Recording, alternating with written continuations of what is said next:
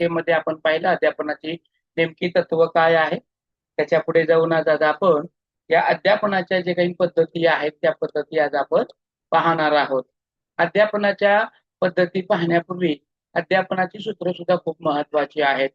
हा महत्वाचा भाग आहे, याच्यावरती सुद्धा प्रश्न येतो. त्यामुळं आपल्याला अध्यापनाची सूत्र माहित पाहिजे. आता हे अध्यापनाचं सूत्र काय असतं की शिकवताना लक्षात ठेवलं पाहिजे आपण. सूत्र म्हणजे काय, फॉर्म्युला असतो आहे की नाही. मग आपण काय करणार आहे, शिकवणार आहे म्हणजे टीचिंग करणार आहोत. म्हणजे टीचिंग करताना सुद्धा काही गोष्टी लक्षात ठेवणं खूप गरजेच्या असतात. म्हणजे त्याच्यानुसार आपल्याला फॉलोअप करता आला पाहिजे, त्याच्यानुसार आपल्याला शिकवता आलं पाहिजे. हे शिकवत असताना आपण काही बाबी, तत्व, सूत्र ही लक्षात ठेवून बघत आहोत, शिकवत आहोत, की ज्याच्यामध्ये आपण काल पण पाहिलं की तत्व आहे, ते तत्व लक्षात ठेवून आपल्याला अध्यापन करायचं आहे. आणि आज आपल्याला ह्या अध्यापनाची सूत्र लक्षात ठेवून आपल्याला अध्यापन करायचं आहे. मग ही काय आहेत नेमकी अध्यापनाची सूत्र, अध्यापनाच्या पद्धती आहे की नाही, अध्यापन. मग हे काय आहे हे बघ, आपण पाठीमागच्या तासामध्ये बघितलो की अध्यापन कशाला म्हणायचं, अध्यापनाची वैशिष्ट्य काय असतात आहे की नाही, बदललेलं अध्यापन आतापर्यंत कशा पद्धतीनं बदलत गेलं, त्याची रूपरेखा काय होती हे पाहिलं. त्यानंतर आपण अध्यापनाची तत्व सुद्धा पाहिली. आणि आज आपण या अध्यापनाच्या सूत्राकडे वळत आहोत. आता ह्या अध्यापनाच्या सूत्राकडे वळत असताना आपल्याला अध्यापन करत असताना ही सूत्र लक्षात ठेवणं खूप गरजेचं आहे. आणि ही सूत्र जर आपण लक्षात नाही ठेवली किंवा ह्या पद्धतीनुसार नाही ठेवलं, चालवलं, आपलं अध्यापन नाही केलं, तर कदाचित आपलं अध्यापन यशस्वी किंवा प्रभावी होणार नाहीये, हे लक्षात घ्या. म्हणून आपण ह्या जे काही अध्ययन आणि अध्यापन आहे हे, किंवा अध्यापनाची तत्व असतील किंवा सूत्र असतील, हे आपण कशासाठी लक्षात ठेवायचे किंवा कशासाठी आपण यांचा वापर करायचा आहे. तर आपलं जे काही अध्यापन आहे ते आपण विद्यार्थ्यांसाठी करत आहे. जर विद्यार्थ्यांचं अध्ययन चांगलं व्हायचं असेल आहे की नाही, तर आपल्याला ह्या अध्यापन सूत्रांचा वापर करावाच लागणार आहे. प्रत्येक शिक्षकानं आपल्या अध्यापनामध्ये या मार्गदर्शक तत्वांचा, सूत्रांचा आपल्या अध्यापनामध्ये वापर केला पाहिजे. हे अध्यापन तत्व जी आहेत ती मानसशास्त्रीय तत्वांवर आधारलेली आहेत. हे उगाच बनवलेलं नाही आहेत. हे शिकवत असताना किंवा हे घडत असताना अध्यापन काय सांगतं किंवा मानसशास्त्र काय सांगतं की विद्यार्थ्यांचं अध्ययन कसं घडतं. मग ते विद्यार्थ्यांचं अध्ययन कसं घडत आहे हे या सूत्रांवर आधारलेलं आहे. आणि मग ते कशा पद्धतीनं आधारलेलं आहे हेच आपल्याला बघायचं आहे. आणि यानुसार आपलं पहिलं सूत्र आहे ते म्हणजे कशाकडून कशाकडे. पहिलं सूत्र आहे ते म्हणजे ज्ञाताकडून ज्ञाताकडून अज्ञाताकडे, अज्ञात. ज्ञाताकडून अज्ञाताकडे. आता ज्ञात म्हणजे काय बाबा आणि अज्ञात म्हणजे काय, काय सांगाल बरोबर. म्हणजे कशाकडून कशाकडे शिकवलं पाहिजे. म्हणजे त्या विषयीची माहिती असते त्याच्या, आणि मग नवीन माहितीकडे नेण्याआधी. मला तुम्ही एखादं उदाहरण सांगाल का बघू, म्हणजे तुम्हाला समजले का, म्हणजे काय माहित आहे का, कळतंय. कारण आता तुम्ही ऑलरेडी बीएडला आहात, हे सूत्र तुम्हाला माहित आहेत. तुम्ही टीचिंग केलेलं असेल, तुम्ही सराव पाठ घेतले असतील, तुम्हाला त्याच्या अगोदर ही सूत्र शिकवलेली असतील. किंवा आपण असू द्या म्हणजे डोबळ माना नाही ते तरी सांगा.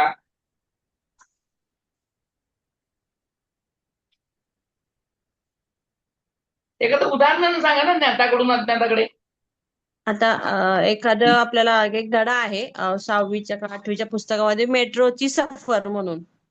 तर मेट्रोची सफर शिकवण्याआधी आपण मुलांना विचारतात, म्हणजे विचारलं मी की आपण तुम्ही कुठे प्रवास केलाय का, कुठल्या वाहनाने केलाय, कुठे गेलात का, कुठल्या प्रकारची वाहनं होती. मग बरोबर बरोबर बरोबर. म्हणजे तुम्ही काय केलं, विद्यार्थ्याला ज्ञान असणाऱ्या गोष्टीकडून अज्ञात असणाऱ्या गोष्टीकडे घेऊन गेलात. म्हणजे जे यातायात आहे किंवा जे ट्रान्सपोर्ट आहे या संदर्भात विद्यार्थ्यांना तुम्ही विचारणे सांगितलं. म्हणजे ज्ञाताकडून अज्ञाताकडे जात असताना आपण विद्यार्थ्यांना कोणती पण संकल्पना संबोध ज्यावेळेस शिकवत असतो त्यावेळेस त्यांना त्यापूर्वी हा. म्हणजे सगळे आपल्या ग्रुपवरचा अभ्यास करणार. मग काय. तुला विचारून घेतलेलं बरं होईल. हम्म. चालते मग. हो. सरचं असं मध्येच चालू होते, परत बंद होते. काय तर नेटवर्क इश्यू असेल. हो, येते का आवाज आता. हा यायला हो सर. सर. काय झालं, अचानक हे झाल्यामुळे नेटवर्क मध्ये प्रॉब्लेम आल्यामुळं बाहेर पडलो गेलो. काही अडचण आहे का? नाही सर. असेल तर सांगा. तुमच्यामध्ये ठेवण्यापेक्षा मला सांगितलेलं बी मला बी कळलं काय आहे तुमच्या अडचणी. सर ते इंग्लिशचे व्हिडिओ वगैरे सगळं टाकलेत का सर तुम्ही? तुम्ही का बरं बघितलं नाही? टाकलेलं पाहिलं नाही का तुम्ही? पीपीटी काय व्हिडिओ टाकणार होते ते टाकले मग की नाही तुम्ही का विचारायला लागलो बघितलं सर. नाही का म्हणत आहे. तर ते शाळेमध्ये जातो ना सर, बघितलं नाही उघडून. हा हा दिवस बघितले. गेले 6 वाजताच येतो ना, त्याच्यामुळे टाकलेत सरांनी, टाकलेत. अहो तुम्ही नुसतं बोलायचा रट्टा मारून घेता. आम्ही काय सांगत आहे ते ऐकूनच घेत नाही. आम्ही सगळे व्हिडिओ सगळं लेक्चर टाकलेलं आहे. तुम्ही फक्त ऍप्लिकेशन मध्ये जाऊन बघा, बरं म्हणजे तुम्हाला दिसेल. बरं. तुमचं लक्ष हो, नसतं हो, सर. तिकडं काय टाकलंय का नाही. 17-60 मेसेज येतात मोबाईलला. व्हिडिओ टाकले की मेसेज येतो. येते का नाही माधुरी? बरं. हो येतो सर. हा तुम्हाला येतो का इकडं बारड? तुम्हाला येत नाही का मेसेज? नाही बघते सर, मला काय शाळेच्या ना बघणं झालं नाही, आता बघते मी. तर तुमची चूक आहे ना. तुम्ही आधी बघत चेक नाही ना. करा मॅडम बघायला मग. पाहिजे. हो. बघा तुम्ही व्हिडिओ सेक्शनला हो जा, सर, बघा. बघतो. थँक्यू नाही सर. कळलं तर मग मला हो. वैयक्तिक फोन लावा. असं मध्ये क्लासला डिस्टर्ब करू नका. तुम्हाला काही पण अडचण असते बरं. वैयक्तिक फोन लावा. बरं. ओके. हो सर. चालायचं आता आता आपण पुढे आपल्या ओके आपल्या सर. शिकवण्याच्या गोष्टीकडे चला. अध्यापनाची सूत्र हो बघत सर. असताना आपण त्यातलं पहिलं सूत्र पाहत आहे जे ज्ञाताकडून अज्ञाताकडे आहे. आता हे ज्ञाताकडून अज्ञाताकडे जे असतं म्हणजे विद्यार्थ्यांना जे माहित आहे ते न माहित असणाऱ्याकडे अध्यापन करायचं असतं. म्हणजे जे काही पाठ आपण विद्यार्थ्यांना शिकवत आहोत, जी माहिती विद्यार्थ्यांना देत आहोत, जे संज्ञा, संकल्पना, संबोध आपण विद्यार्थ्यांना शिकवत आहोत, या संदर्भामध्ये विद्यार्थ्यांना अगोदर काहीतरी परिचित पाहिजे त्या संदर्भामध्ये. त्या आशयाचा आधार घेऊन आपण काय करत असतो, पुढील भाग शिकवत असतो. जेणेकरून काय होतं किंवा असं केल्यामुळं काय होतं, तर अगोदर जे शिकलेला किंवा शिकवलेला भाग आहे, वेगवेगळ्या परिस्थितीमध्ये त्याचं उपयोजन असेल किंवा त्याचा उपयोग असेल, मग ते नवीन संबंध, त्याची जाणीव हे विद्यार्थ्यांना होत असते. म्हणून आपलं अध्यापन करत असताना नेहमी हे ज्ञाताकडून अज्ञाताकडे करायचं आहे. आणि हे जे सूत्र आहे हे सगळ्यात महत्वाचं आणि मूलभूत सूत्र आहे, जे बेसिक आहे. ह्याच्यानुसार आपल्याला पुढे जाता येत नाही. मग आपण ज्ञाताकडून अज्ञाताकडे जात असताना आपण त्या संदर्भात विद्यार्थ्यांची माहिती घेत असतो. विद्यार्थ्यांना कितपत माहित आहे, काय माहित आहे. मग याची चाचपणी करत असताना आपण वेगवेगळ्या प्रकारचे प्रश्न विचारतो की नाही. मग विद्यार्थ्यांना कशाची जाणीव आहे, काय आहे हे पाहतो आणि मग पुढे जातो. जसं की आता तुम्ही त्रिकोण शिकवत आहात. त्रिकोण शिकवत असताना विद्यार्थ्यांना अशा त्रिकोण दिसणाऱ्या गोष्टींच्या बाबतीत विचाराल, आहे की नाही. ज्याला 3 कोण असतात त्याला आपण त्रिकोण म्हणतो, आहे की नाही. मग त्रिकोणामध्ये वेगवेगळे प्रकार येतात. मग त्याच्या संदर्भामध्ये विद्यार्थ्याला काय काय माहित आहे, कोण माहित आहे का, कोणाचे प्रकार माहित आहेत का, हे विचारतो आपण. त्रिकोण शिकवण्याच्या अगोदर कोण माहित असणं गरजेचं आहे. आणि मग कोण, लघुकोण, विशाल कोण, आहे की नाही, काटकोण, त्रिकोण, त्याचे प्रकार हे माहीत झाले की मग त्याच्याकडून आपण त्रिकोणाकडे जातो. मग हे काय केलं आपण, ज्ञाताकडून अज्ञाताकडे गेलो. मग हे जर न शिकवता किंवा या सूत्राचा वापर न करता जर आपण शिकवायला गेलो तर काय प्रॉब्लेम होईल बरं? अडचण काय निर्माण होईल असं जर केल्यामुळं? जर आपण विद्यार्थ्यांच्या या ज्ञाताचा फायदा नाही घेतला, विद्यार्थ्यांना कितपत आहे माहित नाही करून घेतलं आणि तसंच शिकवायला चालू केलं तर काय प्रॉब्लेम येईल बरं? तो घटक त्यांना व्यवस्थित समजणार नाही. तो घटक त्यांना व्यवस्थित पूर्वज्ञान थोडं फार पाहिजे त्यांना. हा बरोबर. अजून बरोबर आहे. अजून पुढं एवढंच. माहिती करून घेणार आणि माहित नसलेल्या गोष्टी आपण सांगणार. हा माहित असलेल्या गोष्टी त्यांच्याकडून माहित करून घेणं आणि माहित नसलेल्या गोष्टी त्यांना सांगणं. अजून काय फायदा होईल? आपण ज्ञाताकडून अज्ञाताकडे न जाता अज्ञाताकडून ज्ञाताकडे गेल्यावर काय फायदा होईल? फायदा होणारच नाही. विद्यार्थ्यांचा त्या ठिकाणी लॉस होईल. विद्यार्थ्यांना गोष्टीच कळणार नाही, त्याचा संबंध जुळणार नाही, त्यांच्या संकल्पना, संबोध, आहे की नाही, कल्पना ह्या जुळणार नाही आहेत. म्हणून विद्यार्थ्यांना आपल्याला अध्यापन सोपं करून शिकवायचं आहे. ते किचकट प्रक्रिया करायची नाहीये किंवा त्यांना सहज समजेल, त्यांना अंडरस्टँडिंग होईल, आकलन होईल अशा पद्धतीनं शिकवत असायचं जर असेल तर आपल्याला विद्यार्थ्यांना शिकवत असताना नेहमी ज्ञाताकडून अज्ञाताकडे शिकवावं लागेल. त्यासाठी तुम्हाला काय करावं लागेल? ज्ञाताकडून अज्ञाताकडेच्या अध्यापन सूत्राचा जो बेसिक आहे त्या सूत्राचा वापर करावा लागेल. यानंतरचं जे दुसरं सूत्र येतं ते म्हणजे आहे सोप्याकडून कठीणाकडे. कशाकडून कशाकडे? सोप्याकडून कठीणाकडे. आता हे सोप्याकडून कठीणाकडे जात असताना आपण काय करतो? सुरुवातीला सोप्या सोप्या गोष्टी करतोय की नाही? मग विद्यार्थ्यांना एखादा संबोध, एखादा घटक, एखादी संकल्पना आपण जेव्हा शिकवायला चालू करत असतो त्यावेळेस आपण त्याला काय करतो? सोप्याकडून कठीणाकडे जात असतो. म्हणजे काय करत असतो? आपण एखादं गोष्ट बघा शिकवत आहे तर विद्यार्थ्यांना संख्या ज्ञान, संख्यांची ओळख, मग मोठी संख्या, लहान संख्या, मोठी संख्या, लहान संख्या माहीत असेल तर चढता उतरता क्रम शिकवता येईल का नाही? का तुम्ही संख्यांची ओळख नसताना, संख्यांचं स्थान माहीत नसताना डायरेक्ट चढता उतरता क्रम शिकवू शकता का? नाही. हा अडचण काय येऊ शकते बाबा तिथं? तसं नाही केल्यामुळे सर. अडचण काय येऊ शकेल? त्यांना मोठे किंवा लहान संख्येचा फरकच समजणार नाही ना. समजणार ते कसे त्यांना त्यांना माहित मान्य येणार नाही करतील किंवा त्यांना चढ उतरता उताराचे. चढता क्रम लावताच येणार नाही ना. जर संख्या लहान मोठेपणा जर संख्यांचा कळला नाही विद्यार्थ्यांना तर ते संख्येचा चढ उतार, चढता क्रम उतरता क्रम कसा लावतील? मग बेरीज, वजाबाकी, भागाकार, गुणाकार या संकल्पना माहीत असतील तर विद्यार्थी मग एकचल समीकरण सोडवतील, द्विचल समीकरणाची बेरीज, वजाबाकी, भागाकार, गुणाकार करतील, शाब्दिक उदाहरणं करतील. त्यामुळं कधीही विद्यार्थ्यांना शिकवत असताना सोप्या भागाकडून शिकवत जायचं, अवघड भागाकडे जायचं नाही. आता हेच घ्या ना, मानसशास्त्रामधील सगळा भाग शिकवत असताना मी पहिला सोपाच भाग घेतला. मग मी अवघड भागाकडे गेलो, उपपत्त्याकडे गेलो, आहे की नाही? वेगवेगळ्या शास्त्रज्ञांची माहिती घेतली, अध्यापनाकडे आलो, मूल्यमापन घेतलं, हे शेवटी घेतलं. असं का बरं केलं? जर मी हे उलट केलं असतं तर मी कठीण भाग पहिला घेतला असता तर ते तुम्हाला समजायला जड सर आवाज नाही येते तुमचा.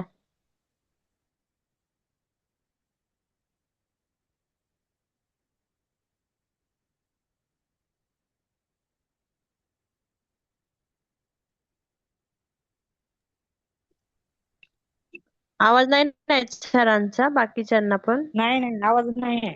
परत कट झाला.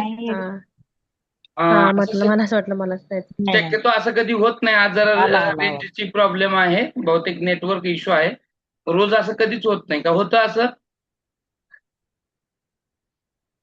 नाही सर, नाही होत. दररोज होत नाही, आजच होत आहे. त्याला नेटवर्क इश्यू म्हणतात आणि आमच्याकडे काहीतरी जरा प्रॉब्लेम झालेला नेटवर्क मध्ये, त्यामुळे ते झूमला क्लिअर कट जर रेंज असेल, नेटवर्क असेल तर ते चालतं व्यवस्थित, अन्यथा ते बाहेर फेकण्याचा प्रयत्न. त्यामुळे आज काहीतरी नेटवर्क मध्ये इश्यू असल्या कारणामुळे तसा प्रॉब्लेम येत आहे. असो, आपण समजून घेण्याचा प्रयत्न करूयात. आता आपण कुठे होतो? सोप्याकडून कठीणाकडे जात होतो. सोप्याकडून कठीणाकडे जात होतो आपण. आता सोप्याकडून कठीणाकडे जात असताना उदाहरणं पण तुम्हाला मी सांगितली. म्हणून विद्यार्थ्यांना आपण ज्यावेळेस शिकवत असतो, अध्यापन करत असतो, त्यावेळेस सोपा, सहज समजेल असा भाग विद्यार्थ्यांना आधी शिकवायचा. मग त्याचा केल्यामुळे काय होतंय? विद्यार्थ्यांना त्या धड्या संदर्भात किंवा त्यांच्या त्या अंडरस्टँडिंग संदर्भात किंवा समजुती संदर्भात त्यांना गुंतागुंत होणार नाही. बरोबर आहे? विद्यार्थ्यांना अवघड वाटणारा भाग हा नेहमी नंतर शिकवायचा असतो. हळूहळू विद्यार्थ्यांना त्या विषयाची गोडी, त्या विषयाबद्दल ज्ञान हे सोप्या पद्धतीने शिकवत गेलो की आपल्याला त्या विद्यार्थ्यांना समजत जाईल. त्याच्यासाठी विद्यार्थ्यांना सोप्या बाबीवरती, सोप्या घटकांवरती त्यांना समजून सांगण्याचा आपल्याला प्रयत्न करावयाचा आहे. विद्यार्थ्यांना नेहमी आपलं जे काही अध्यापन आहे, हे अध्यापनाचं जे सूत्र आहे ते सोप्याकडून कठीणाकडे याचा वापरच करायला पाहिजे. हे वापर केल्यामुळे काय होणार आहे? विद्यार्थ्याला नवीन भाग सहज समजणार आहे.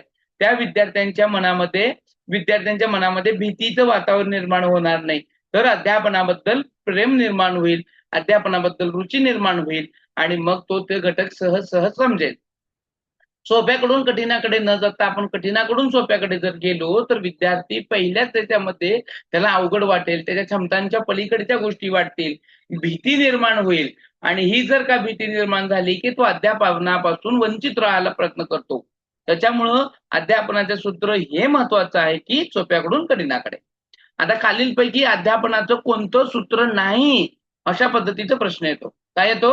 खालीलपैकी कोणतं अध्यापनाचं सूत्र नाही आणि कोणतं सूत्र, किंवा असं पण येऊ शकतो खालीलपैकी कोणत्या अध्यापनाचे सूत्र आहे. आता खालील दिलेलं आहे ना, यातलं मला एक असं करून दाखवा की हे अध्यापनाचं सूत्र नाही. हे आहे ह्याच्यातूनच करून दाखवा, कुणाला जमेल का?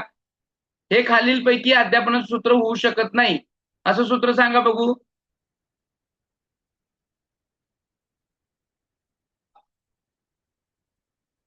अध्यापनाचं सूत्र काय आहे? ज्ञाताकडून अज्ञाताकडे. हे पॉझिटिव्ह आहे, बरोबर. याला निगेटिव्ह करता येईल का? याला निगेटिव्ह करता येईल का? येस और नो? अज्ञाताकडून ज्ञाताकडे. शाबाश, अज्ञाताकडून ज्ञाताकडे. आता ह्याचं करा बघू, या 2 नंबरचं कसं करा बघू. निगेटिव्ह, हे पॉझिटिव्ह आहे, सोप्याकडून कठीणाकडे. निगेटिव्ह करा बघू याला. कठीणाकडून सोप्याकडे. शाबाश, कठीणाकडून सोप्याकडे. आता हे मृताकडून अमृताकडे, हे पण एक पॉझिटिव्ह आहे. याला निगेटिव्ह करा बघू. अमृताकडून वा, छान, शाबाश, हुशार झाले सगळे. आता हे चौथ्याला करून दाखवा भाऊ. सामान्याकडून विशेषाकडे. Very nice. विशेषाकडून सामान्याकडे आहे बघा, आणि सामान्याकडून विशेषाकडे, हे दोन्ही पण आहेत. हे दोन्ही पण आहेत हा. यालाच आपण उद्गामी अवगामी पण म्हणू शकतो. त्यानंतर पूर्णाकडून अपूर्णांकाकडे, पूर्णांकाकडून अंशाकडे आणि अंशाकडून पूर्णाकडे, बरोबर. आता हे जे सोपं वाटतंय किंवा जे डबल नबल नाही आहेत त्यांनाच ते निगेटिव्ह करून देतात.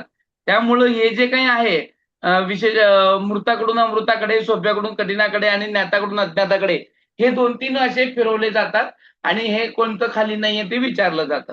त्याच्यामुळे आपल्याला त्याची उत्तरं देता आली पाहिजे आणि हे समजून घेता आलं पाहिजे. आता हे ज्ञाताकडून अज्ञाताकडे, सोप्याकडून कठीणाकडे झालं. आता काय बघणार आहेत आपण? मृताकडून अमृताकडे. आता हे मृत संकल्पना असतात. आपलं जे ज्ञानेंद्रिय आहे, या ज्ञानेंद्रियाकडून आपण काय करतो? अनुभव घेतो, संवेदना घेतो. आपले किती पंचेंद्रिय आहेत बरं? बघा, प्रश्नाचं उत्तर सांगून ठेवलं मी. पंचेंद्रिय 5. कोणकोणती आहेत? नाक, कान, डोळे, जीभ आणि त्वचा. जीभ आणि त्वचा. हा. कोणत्या इंद्रियाकडून कोणती संवेदना मिळते? डोळ्यांकडनं बघण्याची, हा, कानाकडनं ऐकण्याची, शाबास. जिभेला आपण चव चाखतो जिभेने, हा. नाकाने श्वास घेतो आणि त्वचेने स्पर्श जाणवतो आपल्याला. बरोबर. आता नाकाकडून फक्त आपण श्वासच घेत नाही, तर वास सुद्धा घेतोय की नाही? वास सुद्धा घेतो, एखाद्या वस्तूचा, एखाद्या पदार्थाचा वास घेतो. त्याचबरोबर आपण स्पर्श करून जाणवून पण त्या गोष्टी शिकू शकतो. स्पर्श करतोय की नाही? स्पर्शातून पण शिकत असतो आपण. एखाद्याला टच करून आपण त्याच्या फिलिंग्स आपण समजून घेऊ शकतो, बरोबर आहे की नाही? त्याचबरोबर आपण पाहून आपल्याला त्या वस्तूचा आकार, उकार, लांबी, रुंदी, उंची, खोली लक्षात येते. आणि हे जे काही प्रत्यक्षात पाहणं आणि न पाहता त्या गोष्टींचं वर्णन करणं, ह्यात काही फरक आहे की नाही? आहे की नाही? प्रश्न नाही कळला का माझा? सर, तुमच्या आवाजामध्येच ब्रेक होतोय. आता आवाज, माझा प्रश्न आला का तुमच्या लक्षात? तर आला का तुमच्यापर्यंत आलाच नाही प्रश्न? नाही आलाच नाही सर प्रश्न. प्रश्नच आला नाही का तुमच्यापर्यंत? नाही. हो सर.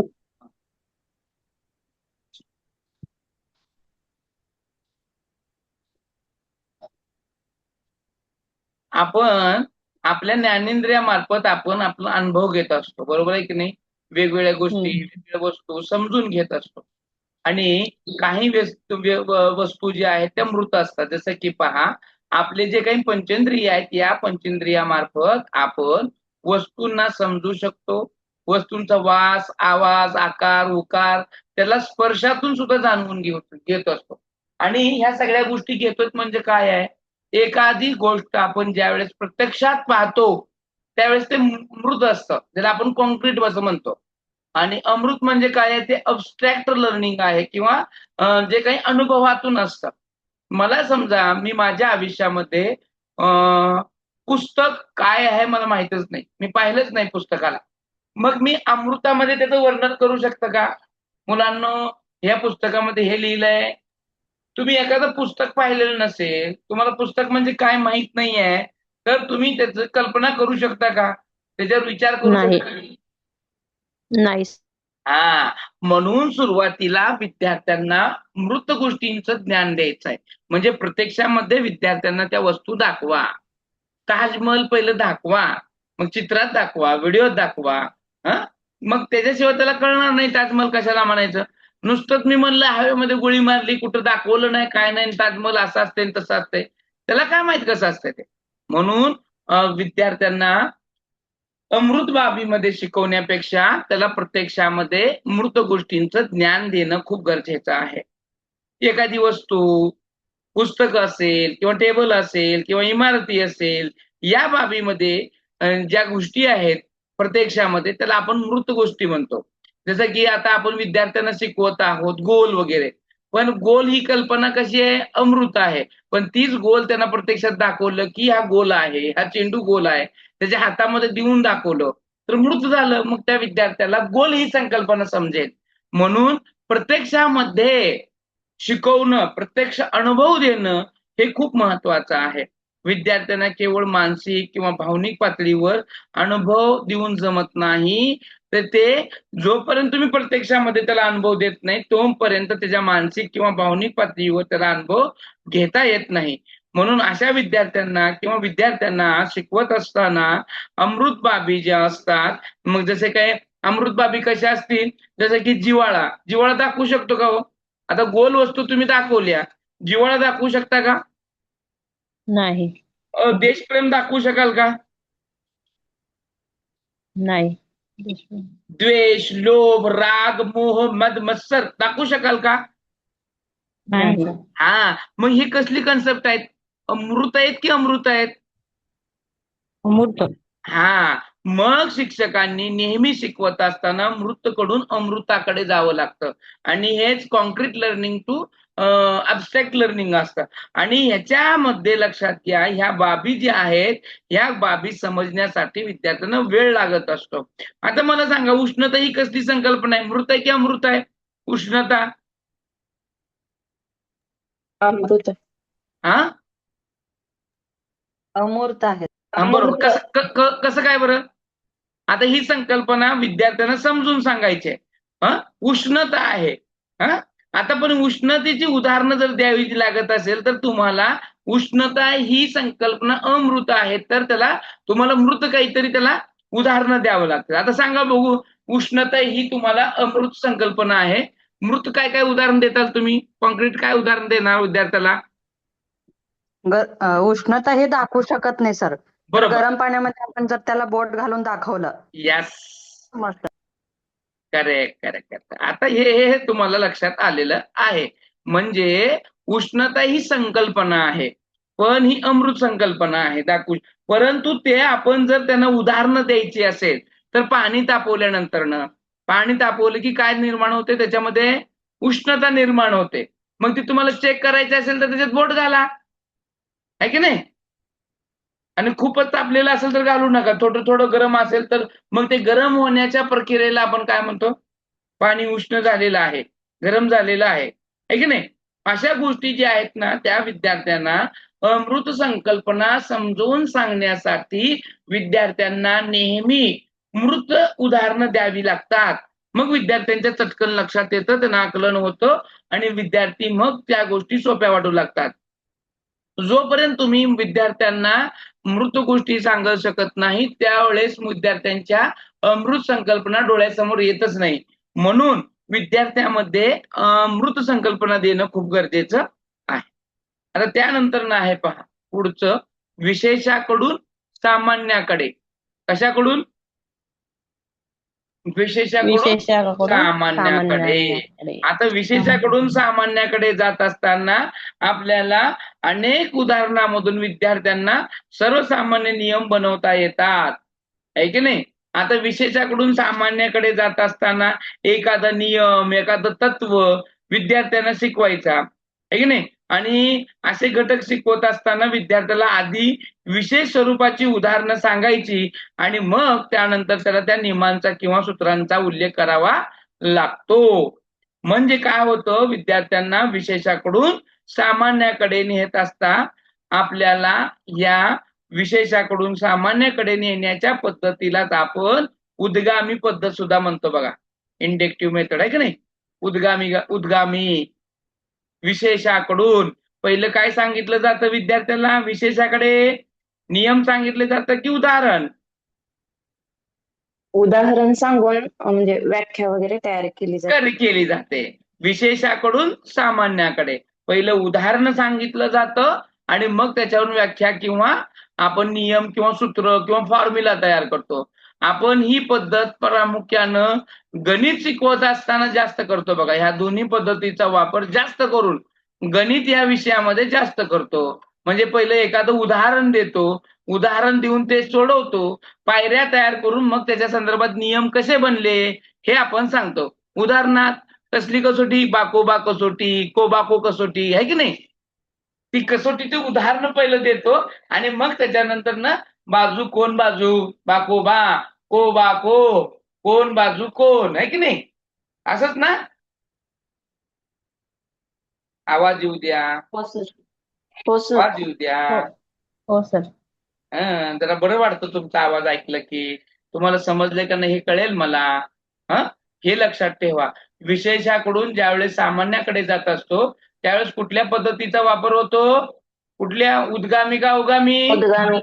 शाबास. लक्षात ठेवा, हे खूप महत्वाचं आहे. हे खूप महत्वाचं आहे. आणि आपण कुठं कन्फ्युज होतो, उद्गामी आणि अवगामी मध्ये. उद्गामी आणि अवगामी मध्ये आपण कन्फ्युज होत असतो. उद म्हणलं की काय झालं, पहिलं काय द्यायचं आहे, उदाहरण. उद आहे की नाही, उदाहरण द्यायचं आहे आणि मग नियमाकडे जातो उद्गामी मध्ये. अवगामी मध्ये काय आहे, पहिलं नियम सांगावा लागतो मग उदाहरण. बरोबर का. हो सर. हा. आता हे सामान्याकडून त्याला विशेषणाकडे जातं असं सांगतात. आता हे ज्या वेळेस आपण या पद्धतींचा वापर करत असतो त्यावेळेस आपण विद्यार्थ्यामध्ये वैचारिक पातळी सुद्धा निर्माण करत असतो. आता पहा मला, स्वामी तिन्ही जगाचा आई विना भिकारी. आता हे विचार आहे किंवा एक मन आहे किंवा ही कविता आहे. ह्या कवितेच्या वळी आपण शिकवायच्या आहे. ह्याच्यासाठी आपण कोणकोणती उदाहरणं किंवा दाखलं द्याल बरं. स्वामी तिन्ही जगाचा आई विना भिकारी हे जे वाक्य आहे, हे वाक्य विद्यार्थ्यांना पटवून देण्यासाठी तुम्ही कोणकोणती उदाहरणं किंवा दाखलं द्याल ते सांगा मला. आईचे महत्व सांगू किंवा आई विषयीच्या काही हा बरोबर. अजून काही सवयी आपण चर्चा करू त्याच्यावर हा विद्यार्थ्यांसोबत. हा अजून आणि जे अनाथ मुलं आहेत, ज्यांना हा. आई नाही, हा त्यांच्या भावना सांगा. हा हा हा करेक्ट करेक्ट. अजून आता इथं मी काय केलं पहिलं बरं, पहिलं काय केलं, तुम्हाला ओळख दिली आहे की नाही. आणि मग तुम्हाला त्याच्यावरून मी काय केलं, उदाहरणं तुम्हाला सांगायला लावली किंवा उदाहरणं मी सांगितले आहे की नाही. मग हे करताना मी कुठल्या पद्धतीचा वापर केला, सामान्याकडून विशेषाकडे जाण्याचा. म्हणजे कुठल्या पद्धतीचा वापर केला मी, अवगामी का उद्गामी. अवगामी. हा, त्याला डिडक्टिव्ह आपण मेथड म्हणतोय की नाही. आता हे जी काही पद्धत आहे, काही वेळेला आपण काय करतो, सर्वसामान्य नियम किंवा व्याख्या आधी सांगतो आणि मग त्या संदर्भामध्ये आपण काय करतो, वेगवेगळी उदाहरणं सांगतो आणि यालाच आपण सामान्याकडून विशेषाकडे जाण्याचं सूत्र असं म्हणतो. बरोबर आहे का. हे जे सूत्र आहे, हे सूत्र जे पहिलं विशेषाकडून सामान्याकडे आहे याच्या विरोधातलं सूत्र आहे. बरोबर का नाही. पहिलं काय पाहिलं आपण, विशेषाकडून सामान्याकडे, की ज्याच्यामध्ये आपण काय दिलं, पहिलं उदाहरण दिलं मग नियम केला. मात्र सामान्याकडून विशेषाकडे जात असताना म्हणजे अवगामी वापर करत असताना आपण काय केलं, पहिलं नियम सांगितले आणि मग उदाहरण. बरोबर आहे की नाही? मग ह्या पद्धतीचा वापर आपण ज्यावेळेस करत असतो त्यावेळेस विद्यार्थ्यामध्ये आपण वैचारिक भावना, वैचारिक विचार, तर्क ह्या गोष्टी सुद्धा आपण त्याच्यामध्ये निर्माण करत असतो. म्हणून अवघड विषय शिकवत असताना किंवा एखादा नियम समजून सांगत असताना आपण शक्यतो अवगामीचा किंवा उद्गामीचा वापर करून शिकवायला पाहिजे. फक्त हे शिकवू शकत नाही आपण गणित तर बाकीचे विषय सुद्धा आपण त्या पद्धतीनं शिकवू शकतो. पुढचं आहे, समजलं का हे? हो सर. हो सर. आता पुढचं आहे पहा, कसलं नियम आहे बरं पुढचं? कशाकडून कशाकडे? पूर्णाकडून अंशाकडे. पूर्णांकडून अंशाकडे. आपण ज्यावेळेस कोणती पण विषय असू दे किंवा कोणताही घटक असू दे, हे सुचवण्यासाठी काय करतो आपण, त्याचं एखादं संपूर्ण असं चित्र विद्यार्थ्यांच्या समोर उभं करतो. तसंच्या तसं समोर उभा करण्याचा आपण प्रयत्न करतो आणि मग त्यानंतर आपण काय करतो, त्यातल्या प्रत्येक बाबीकडे, तपशिलाकडे हळूहळू घटकांकडून जातो. म्हणजे काय करतो, सुरुवातीला पूर्ण होल इमेज त्यांच्या समोर उभा करतो आणि मग त्याच्यानंतर एक एक एक एक एक एक भागाकडे आपण जायला सुरुवात करतो. म्हणजे आपण काय करतो, हे जे काही पहिलं आपण सगळं संपूर्ण जे चित्र उभं केलं एम्पायर, ते पूर्ण झालं आणि मग एकेका गोष्टीकडे जातो, त्यावेळेस आपण ते विशेषाकडे जातो. म्हणजे आपण पहिलं मानवी शरीर पूर्णपणे शिकवलं आणि मग त्यातल्या मानवी शरीरामध्ये एक एक एक एक एक एक एक एक अवयव शिकवायला लागलो. तर मी काय कशाकडून कुठल्या गोष्टीकडे गेलो? पूर्णांकडून अंशाकडे. त्याचबरोबर आपण अजून पण गोष्टी सांगू शकतो बघा. फुलाचं एखादं जर भाग शिकवायचा असेल, फुलाचे भाग आहे की नाही, फुलांचे पाक किंवा फुलांचे भाग शिकवताना आपण काय करतो, सुरुवातीला एखादं फुल दाखवतो विद्यार्थ्यांना. फुल दाखवतो, हे कशाचं फुल आहे, अमुक आहे तमुक आहे. आणि मग त्यानंतर ना त्याच्या प्रत्येक पार्टकडे जातो, परागकडे जातो, पाकळ्यांकडे जातो, आहे की नाही. मग त्याच्या त्या फुलाच्या एक दांडी असते त्याच्याकडे जातो. मग हे शिकवत असताना आपण कुठल्या पद्धतीचा वापर केला? पूर्णांकडून अंशाकडे. पूर्णांकडून अंशाकडे. समजलं का? आणि दुसरं आहे ते म्हणजे अंशाकडून पूर्णाकडे. आता अंशाकडून पूर्णाकडे म्हणजे काय येईल बाबा? अंशाकडून पूर्णाकडे. आता हे ते विरुद्ध आहे ना. पहिलं मी काय केलं, पूर्ण गोष्ट दाखवली, मग अंशाकडे गेलं. आता त्याच्या विरुद्ध करत आहे, अंशाकडून पूर्णाकडे जायचं. म्हणजे एखादं संपूर्ण घटक शिकवत असताना पहिलं मी छोट्या छोट्या भागाकडून पूर्ण घटकाकडे जातो. तेच या उदाहरणार्थाचं फूल शिकवत असताना पहिले त्याचे वेगवेगळे भाग शिकवले आणि मग पूर्ण फूल दाखवला. ह्याला पाकळी म्हणायचं, ह्याला परागकण म्हणायचे, मग ह्याला हे म्हणायचं, आहे की नाही. मग त्याच्याकडून आपण शिकत जातो. आता कधी कधी काय करतो पहा, आपण एखादी स्टोरी देतो आणि अर्धी भाग देतो, डॅश डॅश डॅश डॅश करतो, अर्धवट स्टोरी देतो आणि मग त्याला पूर्ण करा म्हणून सांगतो. मग त्याला काय करायला सांगतो? गोष्ट पूर्ण करायला सांगतो. मग त्यावेळेस आपण कुठल्या बाबीचा वापर करतो? छोटे छोटे तुकडे दिलेले असतात ना, डॅश डॅश करून सोडलेले. अंशाकडून पूर्णाकडे. अंशाकडून पूर्णाकडे जातात. एक घनदाट जंगल होतो, डॅश डॅश डॅश डॅश. दरोडेखोर, डॅश डॅश डॅश. लुटमार केली, डॅश डॅश डॅश. जीव घेतला, डॅश डॅश डॅश. साधूंची भेट झाली, डॅश डॅश डॅश डॅश. झाडांची पानं तोडण्यास सांगितली, डॅश डॅश डॅश डॅश. पानं पुन्हा तोडण्यास सांगितली, डॅश डॅश डॅश डॅश. दरोडेखोरांची असमर्थता, डॅश डॅश डॅश डॅश. साधूचा उपदेश, dash dash dash dash dash. आणि ही स्टोरी पूर्ण करा म्हणून सांगितलं. आता तुम्हाला काय माहित आहे? अंश भाग माहित आहे, तुम्हाला काय करायचंय? ही स्टोरी पूर्ण करायची. अशा वेळेस तुम्ही तुमचं डोकं लावून रिकाम्या जागा तुम्ही काय करत असतात, भरत असता आणि ती स्टोरी पूर्ण करण्याचा प्रयत्न करत असता. अशा वेळेस तुम्ही कशाचा वापर करत असता? अंशाकडून पूर्णाकडे जाण्याचा. मग अशा वेळेस काय करत असतो आपण? विद्यार्थ्यांच्या तर्कशक्तीचा विकास करत असतो. ज्या विद्यार्थ्यांची तर्कशक्ती पूर्ण झालेली नाहीये, तर्कशक्तीचा विकास झाला नाहीये, अशा विद्यार्थ्यांचा तर्क शक्तीचा विकास अशा या सूत्रातून सुद्धा होत असतो. म्हणून नेहमी विद्यार्थ्यांच्या तर्कशक्तीचा विचार करायचा असेल, त्याला विकसित करायचं असेल, तर तुम्ही त्यांना नेहमी अंशाकडून पूर्णाकडे या सूत्राचा वापर करून शिकवायला पाहिजे. मग हे करत असताना आपण विज्ञानातले वेगवेगळे घटक शिकवू शकतो, इंग्रजी मधले शिकवू शकतो, मराठी मधले शिकवू शकतो, सगळ्याच भागामधले शिकवू शकतो. मग पहिलं छोट्या छोट्या भागाचं स्पष्टीकरण करून आपण मग त्या सगळ्या बाबीकडे जाऊ शकतो. आता बघा इतिहासामध्ये पण येतं बघा, आपण छत्रपती शिवाजी महाराजांची सगळ्या भागातली कार्य सांगू शकतो, त्यांचे सामाजिक, आर्थिक, धार्मिक, आहे की नाही. मग त्याच्यानंतर पूर्ण त्यांचं कार्य, संपूर्ण छत्रपती शिवाजी महाराजांचं कार्य, पहिले मी काय केलं, छोटे छोटे कार्य सांगितले, मग पूर्ण शिवाकडे गेलो. याच्यातून आपण कुठल्या पद्धतीचा वापर केला, इथं मी कुठल्या पद्धतीचा वापर केला किंवा सूत्राचा वापर केला, अंशाकडून पूर्ण. बरोबर. आता आपल्याला बघायचं आहे पुढचं, अनुभवजन्यतेकडून तर्कशुद्धतेकडे. काय सांगता येईल बरं तुम्हाला याच्यामध्ये, या सूत्रामध्ये? ह्याच्या नावातच आहे पा,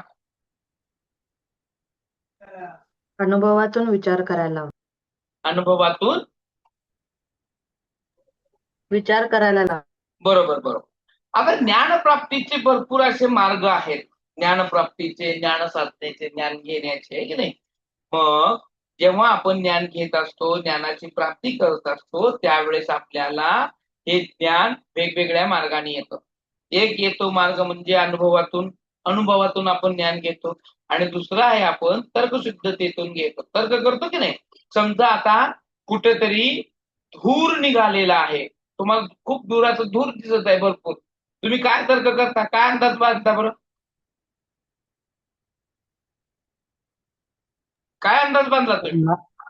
आग लागलेला आहे असा अंदाज आहे. अरे बांधतो सर. कुठं तरी आग लागलेली आहे. हो. कशावरून ठरवलं तुम्ही? धूर येत आहे म्हणून. दूर येत आहे म्हणजे याच्यावर अगोदर सुद्धा तुम्ही कधी कधी त्या अनुभवाचा वापर केलेला असतो. आपण अगोदर कुठेतरी कधीतरी पाहिलंय, आपण ते पेटवताना पाहिलंय की सुरुवातीला काय निघतंय, धूर निघतंय मग पेटतंय, दूर निघतोय. बरोबर आहे का? का डायरेक्ट पेटतंय मग दूर निघतंय? दूर निघतो आधी. पेटवून पाय म्हणजे लक्षात येईल. आणि लय काय पेटवून नका, नाही तर घरनं फोन यायचं तुमच्या, काय सांगितलं सर पूर्वी सगळं पेटवत बसली म्हणून. तर त्याच्यामध्ये काय असतं, आपण हे सगळं अगोदर अनुभवाने घेतलेला असतो, पाहिलेला असतो, आणि मग तर्काकडे जातो. अनुभव घेतल्याशिवाय तर्क करता येईल का हो? जोपर्यंत तुम्ही ढग आले, वारा आलं, कवदान आला, पाऊस पडला आणि त्या पावसामध्ये भिजलंच नाही, तोपर्यंत पाऊस कधी येतोय कळतच नाही. म्हणून तर्क कधी बांधतो मग आपण, ज्या वेळेस ढग आले, खूप छान असं विजा व्हायला लागल्या, आणि तशा सुद्धा आपण बिन छाता म्हणजे काय छत्री न घेता गेलो, भिजलो, तर ते अनुभव झाला आपला. मग पुढच्या वेळेस असं होताना तुम्ही छत्री नेचाल का नाही नेचाल, भिजचाल का, कधीपर्यंत बाहेर येचाल? ढग आले की सुरुवात कराल, एकदा घरी पळाल, नाहीतर मग छत्री अगोदरच घेऊन जाऊन बंदोबस्त मध्ये सगळ्या गोष्टी करून येतात. बरोबर आहे का नाही? मग अशा गोष्टी अनुभवातून घडत असतात, आणि अनुभवातून आपण तर्काकडे जात असतो. आणि आता पुढचं आहे मानसशास्त्रीय दृष्टिकोनाकडून तार्किक दृष्टिकोनाकडे. आता मानसशास्त्रीय ज्या दृष्टिकोन आहेत, मग ह्या बाबामध्ये आपण भावनिक असेल, आहे की नाही, तार्किक असेल किंवा भावनिक, मानसिक या गोष्टी असतील, या बाबींचा आपण काय करतो, विचार करतो अगोदर, आणि मग आपण तार्किक विचार देण्याचा किंवा संबंध जोडण्याचा विचार करतो. यामुळे काय होत असतं बघा, आपण कधी कधी कविता शिकवताना किंवा एखादं व्यक्तिचित्र सादर करताना त्यातले आपण भावविश्व विद्यार्थ्यांना समजून सांगण्याचा प्रयत्न करतो, त्या कवितेतलं रस विद्यार्थ्यांपर्यंत पोहोचवण्याचा प्रयत्न करत असतो, आणि मग त्याच्यामध्ये त्या कवीला नेमकं काय सांगायचं आहे त्याचा विचार आपण नंतर मांडतो. सुरुवातीला आपण त्याच्यातलं रस उत्कटता सादर करतो, आणि मग त्याला ह्याच्यातून काय सांगायचं आहे ते आपण सांगतो. आणि हे ज्या गोष्टी आहेत हे विद्यार्थ्यांना आपण काय करतो त्याच्यातल्या भावभावना समजून घेऊन जाणून घेऊन मग आपण पुढे जाण्याचा काय करत असतो प्रयत्न करत असतो. येते का लक्षात? अशा पद्धतीनं आपल्याला या अध्यापन सूत्रांचा वापर करून आपल्याला अध्ययन करायचं असतं, अध्यापन करायचं असतं. अध्यापन सूत्रांचा ह्या पद्धतीचा जर आपण वापर नाही केला काय होईल बरं? या पद्धतीचा वापर नाही केल्यावर काय होईल? मुलांना अध्यापन समजणारच नाही आपण समजवलेला घटक. मुलांना समजणार नाही आपण शिकवलेला घटक किंवा त्यांना त्यात आवड निर्माण नाही होणार. त्यांना समजणार नाही, त्याच्यामधली आवड निर्माण होणार नाही, आहे की नाही? मग त्यांची अंडरस्टँडिंग लेवल, मग मुलांमध्ये भीती निर्माण होईल, आहे की नाही? मग आपण एवढं जे काही खटाटोप करत आहे ते जर त्यांना कळत नसेल तर त्या शिकवण्यात मजा काय आहे की नाही? म्हणून शिकवत असताना आपण या अध्यापन सूत्रांचा वापर करून त्यांना शिकवायला पाहिजे. हे झालं आतापर्यंत पूर्णपणे असं बॅकग्राऊंड. मग आता सगळ्यात महत्वाचं बघायचं आहे की आता बघा अजून एक आहे पहा, प्रभावी अध्यापनाचे टप्पे कोणकोणते? तुम्हाला जर चांगलं अध्यापन करायचं असेल तर स्टेप बाय स्टेप असतं का नाही? अध्यापन आपण प्रभावी म्हणजे काय? माझं पाठ चांगला व्हावा, विद्यार्थ्यांना समजावा, आहे की नाही? एकदम इम्पॅक्टफुल असावं असं वाटतं आपल्याला, आहे की नाही? मी ते शिकवणाऱ्या त्या विद्यार्थ्याला कळलंच पाहिजे, त्यांना समजलं पाहिजे असं वाटतं की नाही आपल्याला? का नाही वाटत? वाटतं हो सर. सर, वाटतं आपण सर. तयारी करून जातो की नाही वर्गावर? का असंच जातो उठलो की गेलो असं आहे का? नाही नाही, हा करतो सर, आधी सगळी तयारी करून जातो. काय तयारी करतो बरं आपण? काय काय तयारी करतो? कुठला पाठ घ्यायचा एखादा घटक सांगा बोला मॅडम बोला तुम्ही. नाही बोला. एखादा पाठ घेत असताना आपण त्याच्याबद्दल म्हणजे आधी थोडीशी माहिती घेतो किंवा पूर्वज्ञान त्याचं काय आहे, तो घटक शिकवताना त्यातले एखादा शब्द तो घटक व्यवस्थितपणे शिकवतो. पाठ पाठ घेत असताना विद्यार्थी आहे त्यांना प्रश्न वगैरे विचारतो, त्या प्रश्नांची उत्तरं त्यांना देता आली पाहिजे, अशा प्रकारे म्हणजे पाठाचे नियोजन करतो. आपलं अध्यापन जर उत्कृष्ट पद्धतीनं व्हायचं असेल, आपलं लेक्चर उत्तम पद्धतीने डिलिव्हर करायचं असेल, एक इम्पॅक्ट पूर्ण करायचं असेल तर आपल्या अध्यापनाचे काही टप्पे आहेत. त्यातला पहिला टप्पा आहे ते म्हणजे नियोजन. आपल्याला आपल्या अध्यापनाचं नियोजन करता आलं पाहिजे. आपल्याला किती वेळ आहे बाबा शिकवायचं? 30 मिनिटं आहेत की 35 मिनिटं आहेत? मग ह्या 35 मिनिटांमध्ये मी काय काय शिकवू शकते? कोणतं घटक शिकवायचं आहे? मग हे घटक शिकवण्यासाठी कोणत्या दाखल्यांचा, कुठल्या उदाहरणांचा, कुठल्या शैक्षणिक साधनांचा मी वापर करू म्हणजे हे शिकवू शकेल. एक तर माझ्याकडे काय आहे 35 मिनिटं 30 मिनिटं आहेत. या 30 मिनिटांमध्ये एवढं कंटेंट मला डिलिव्हर करायचं आहे आणि हे डिलिव्हर करत असताना ते विद्यार्थ्यांना समजलं गेलं पाहिजे. मग मी समजत असताना किंवा शिकवत असताना सुरुवात मी त्याची प्रस्तावना कशी करू? मग मी पूर्वज्ञानावर आधारित ते प्रश्न विचारणार, मग हेतुकथन करणार आणि मग एक एक मुद्दा धरून मी स्पष्टीकरण करायला लागणार. हे स्पष्टीकरण करत असताना आशयाला अनुसरून त्याला योग्य अशा मी शैक्षणिक साहित्याचा वापर करणार आणि मग ते उदाहरणं, दाखलं यांचा मी काय करणार आहे? वापर करणार आहे. हे वापर करत असताना मग तो घटक किंवा तो बीट, तो कंटेंट त्याला कळला की नाही, विद्यार्थ्याचं लक्ष माझ्याकडे आहे की नाही हे पाहण्यासाठी मी परत विद्यार्थ्याला 1-2 प्रश्न विचारणार आणि विद्यार्थ्याकडून प्रतिसाद मिळवून घेणार, फीडबॅक घेणार. त्याच्यानंतर मी दुसरा घटक घेणार, तो सांगणार. ते सांगत असताना योग्य उदाहरणांचा, दाखल्यांचा वापर करणार आणि तो घटक त्याला समजण्यासाठी शैक्षणिक साहित्याचा मी आधार घेणार. आणि हे सगळं झाल्यानंतर त्याला कळलं की नाही हे पाहण्यासाठी परत मी त्याला उदाहरण घेईन. हे मी अगोदर नियोजन करणार आहे. मग मी त्याच्यानंतर त्याला स्वाध्यायासाठी प्रश्न देणार आहे, गृहकार्यासाठी प्रश्न देणार आहे आणि मग हे सगळं मला 30-35 मिनिटात होण्यासाठी मी प्रस्तावनेला, हेतुकथनाला, स्पष्टीकरणाला, त्याच्यानंतर पूर्णावृत्ती करण्यासाठी म्हणजे आपण काय काय शिकलो हे 5-10 मिनिटांमध्ये तुम्ही ओव्हरऑल सांगण्यासाठी घेणार आहात, मग स्वाध्यायासाठी प्रश्नासाठी देणार. याचं तुम्ही नियोजन करावं लागेल.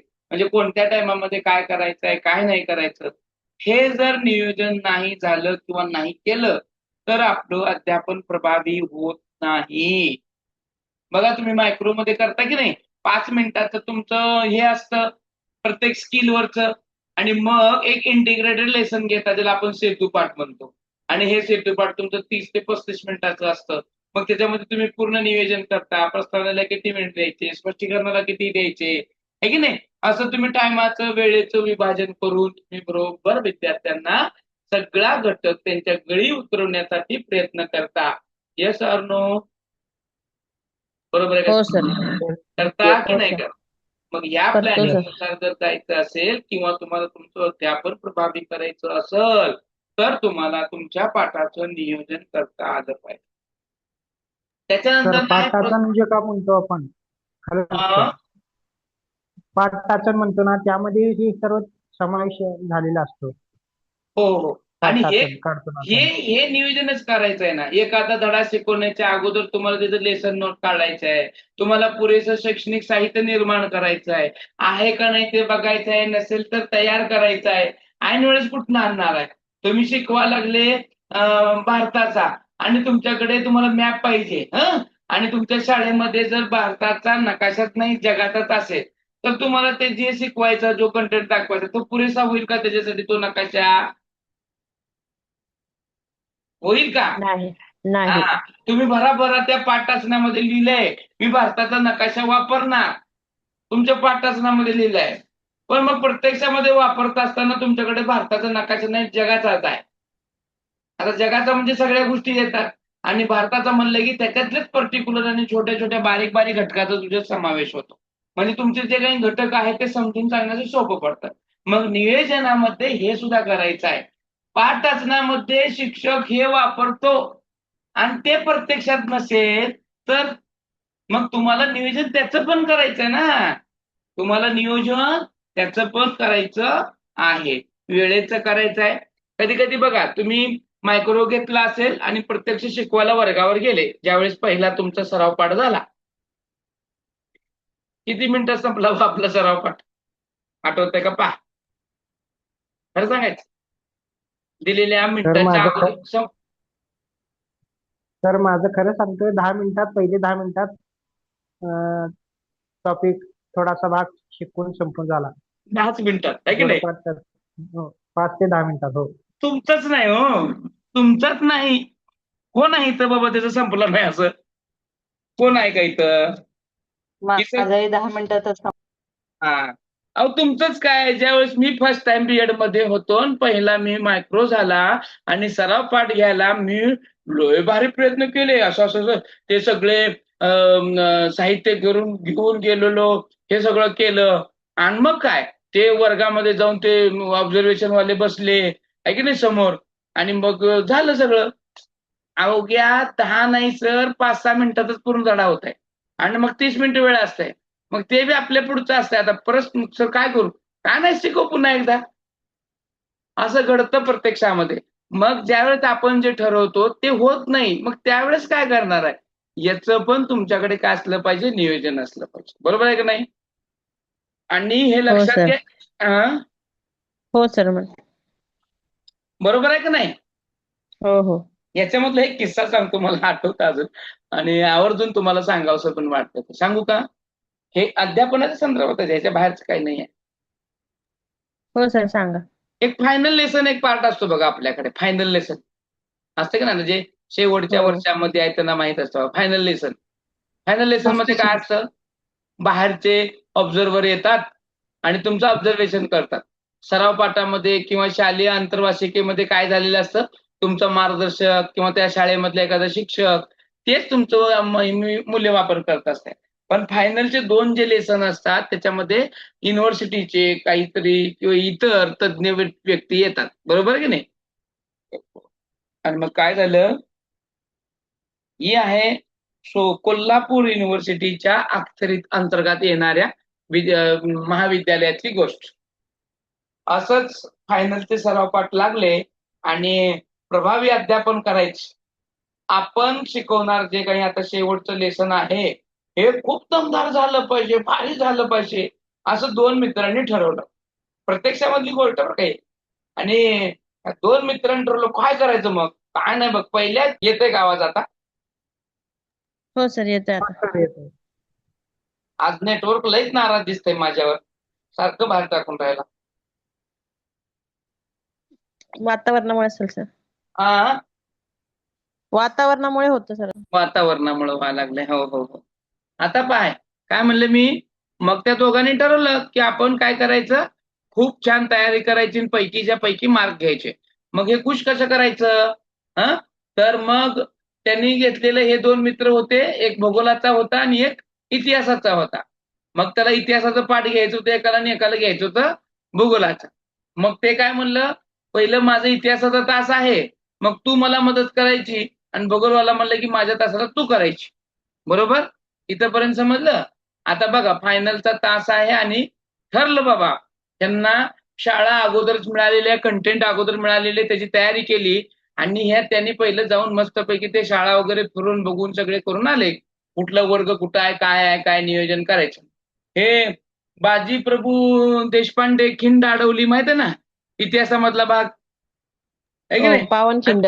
पावनखिंड. आणि या पावनखिंडीचा प्रसंग काय आहे की छत्रपती शिवाजी महाराज गडावर पोहोचले, तोफेचा आवाज झाला आणि बाजीप्रभूंनी जीव प्राण सोडला. बरोबर आहे का? सोडला. बरोबर हो. आहे. हे फक्त घटक हा प्रसंग त्यांना समजून सांगायचा आहे आणि त्याच्यासाठी त्यांनी एकदम प्रभावी अध्यापन पद्धती केल्या. आणि काय करायचं मग, तर त्यांनी ठरवलं की बाबा रे, ज्या वेळेस तोफेचा आवाज झाला त्यावेळेस तू बाहेर उभारून मस्तपैकी ॲटम बॉम्ब उडव म्हणले. मग तू कसं उडवणार? तर मी काय करतो, माझ्या हातामध्ये शिकवत असताना जे खडू आहे ते खिडकीतून बाहेर टाकतो आणि तू काय करायचं, दन करून ॲटम बॉम्ब उडवायचा. आणि मग मी धडा शिकवतो, जरा रंजकपणा येईल, हे होईल ते होईल. हे त्यांचं अगोदर प्लॅनिंग ठरलेलं. इथंपर्यंत मॅटर क्लिअर? आणि मग काय झालं, ते जे काही ठिकाण होतं आता त्या ठिकाणावर आले. दुसरा दिवस उजाडला, वर्ग यांच्या तासिका सुरू झाल्या. त्या विद्यार्थ्याचं टायमिंग आलं, ते बरोबर तासावर गेला. मग त्याने मस्तपैकी प्रस्तावना केली आणि प्रस्तावना झाली तसं बरोबर शिकवत असताना त्यानं म्हणाला की तोफेचा आवाज झाला आणि आणि घेतला हातातला कडून टाकला खिडकीतनं बाहेर. काय तोफेचा आवाज येत नाही. परत म्हणला की असं झालं आणि खिडकीतनं खडू फेकला. असं करत करत ते खडू फेकायला की परीक्षेमध्ये आठवू नका आणि हे नुसतं खडू घ्यायला लागले, बाहेर फेकायला लागले. हे झालं. असं करण्यात त्याचे 35 मिनिटं गेली. त्याचं काय संपलं नाही, ते बिचारं ते कन्फ्युज झालं. आणि मग हे विचारलं बाबा काय झालं, आणि ह्याला राग आला की माझा मित्र कसं काय आला नाही म्हणून. तर काय झालं होतं, हे जे काही पाठ असतात ना, हे पाठ फेब्रुवारी एप्रिलमध्ये लागतात. कारण त्या काळामध्ये आपलं जे बीएड होतं 1 वर्षाचा होता आणि ते खूप प्रभावी असे असायचे. खूप छान पद्धतीने शिकवण्याची पद्धत असायची. मग त्या कालावधीमध्ये फेब्रुवारी मार्च मध्ये असल्या कारणामुळं त्या कालावधीमध्ये ते शाळा सेंटर होती, बोर्डाचं सेंटर होतं.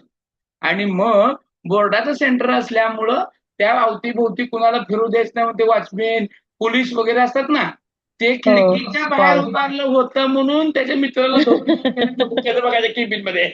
त्याचा मित्रच गायब तिथनं.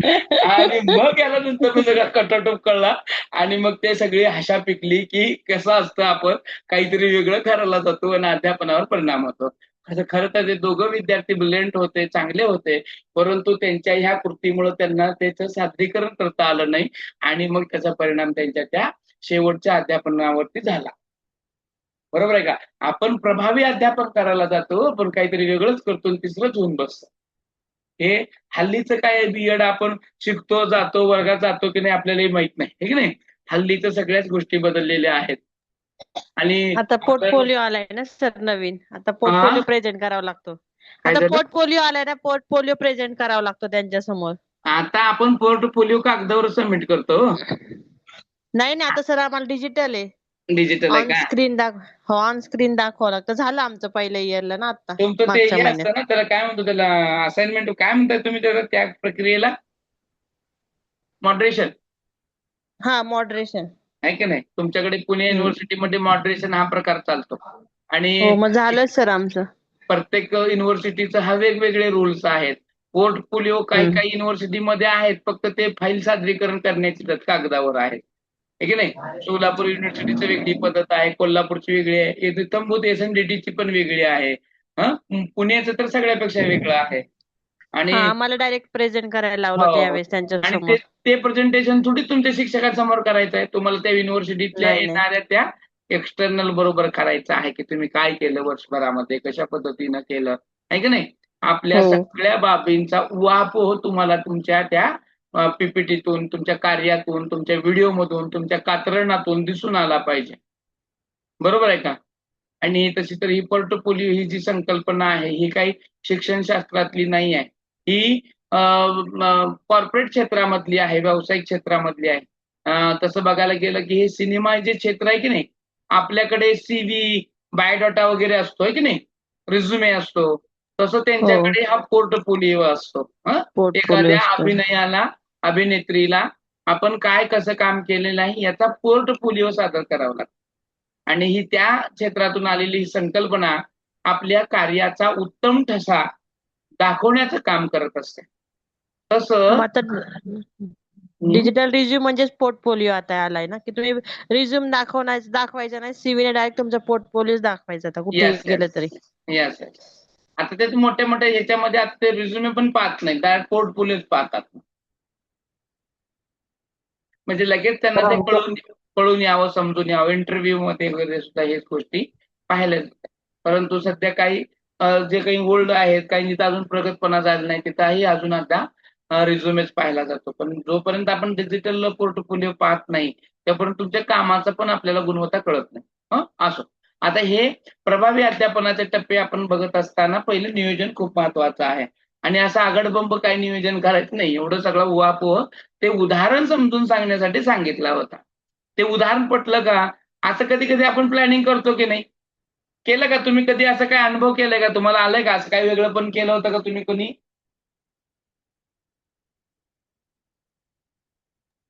अजून तरी नाही केलं. फर्स्ट इयरच झालं. आता त्याच्यानंतर असतं प्रस्तुतीकरण. ते भानुमतीनं केलं असेल की, भानुमती तुमचं लास्ट इयर कम्प्लीट झालं का अजून तुम्ही फर्स्ट इयर मध्येच आहात? नाही सर, माझं होऊन 2 वर्ष झालं सर. म्हणून कंप्लीट म्हणलं झालं. काय केलं बिलं का, आठवणी आहेत का अशा? प्रभावी अध्यापन करायला गेले आणि काहीतरी वेगळंच झाले. तसं खूप आहेत सर, पण आता सध्या आठवत नाही. खूप आहेत पण आठवत नाहीत. वा, छान. हो. आता ह्याच्यामध्ये आपल्याला येतं बघा प्रस्तुतीकरण. आपल्याला प्रेझेंटेशन करायचं आहे. आपण प्रभावी अध्यापनामध्ये सगळ्यात महत्वाचं आहे नियोजन केल्यानंतर ना प्रत्यक्षामध्ये त्याचं अंमलबजावणी करणं.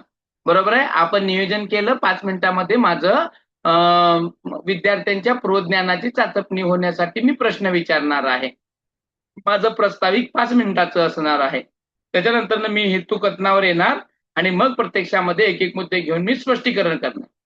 मग मी जे 35 मिनिटात शिकवणार आहे म्हणून सगळे घटक व्यवस्थित केले, पण ते प्रस्तुतीकरण करत असताना ते इतकं फास्ट झालं की 35 मिनिटाचा तास मला 10 मिनिटातच संपला. हो, चालेल का?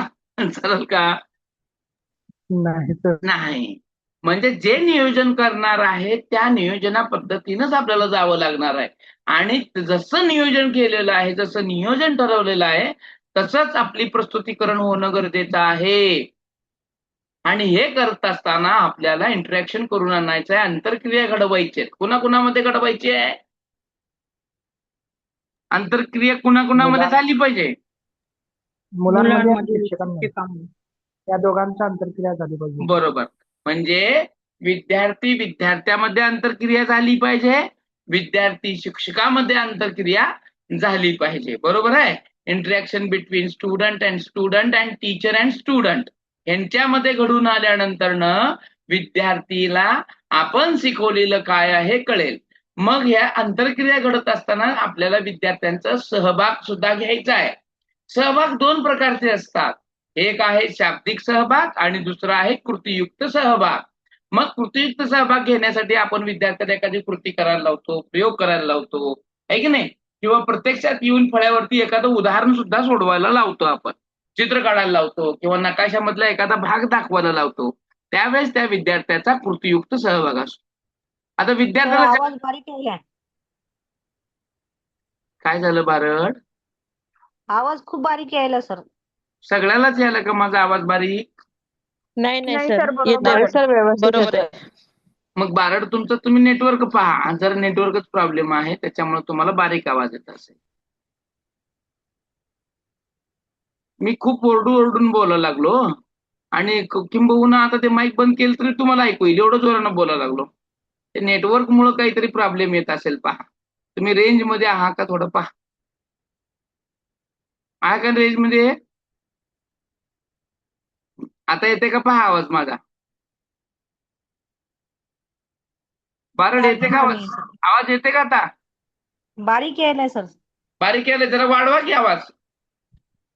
चालते सर. हो हो आता वाढवा. हेडफोन लावा म्हणा. हा हेडफोन लावा, नाही तर हेडफोन लावला असेल तर काढून परत लावा, एकदा काढून लावा.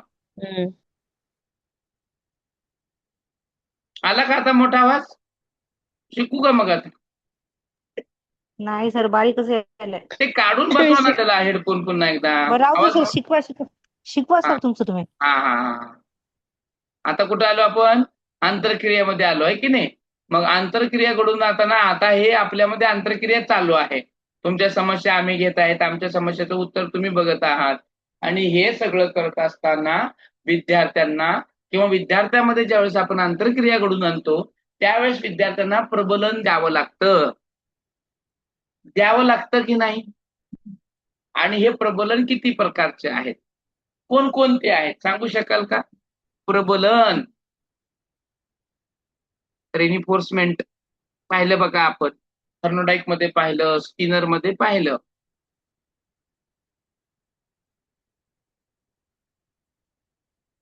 प्रबलन देतो की नाही देतो आपण? विद्यार्थ्यांना ज्या वेळेस एखादा आपण प्रश्न विचारतो, विद्यार्थी त्या प्रश्नाचं उत्तर देतं, त्यावेळेस तुम्ही काय करता बरं? शाबास, तू किती छान उत्तर दिलास असं बोलतो सर. हा, मग हे बोलतो म्हणजे काय करता तुम्ही? प्रबोलन देतो. हा, प्रबलन देता. मग हे प्रबोलन कशा प्रकारचं आहे? जसं आता उत्तर बारडनी सांगितलं, ते प्रबोलन कशा प्रकारचं आहे? याला प्रबोलन म्हणायचं शाब्दिक.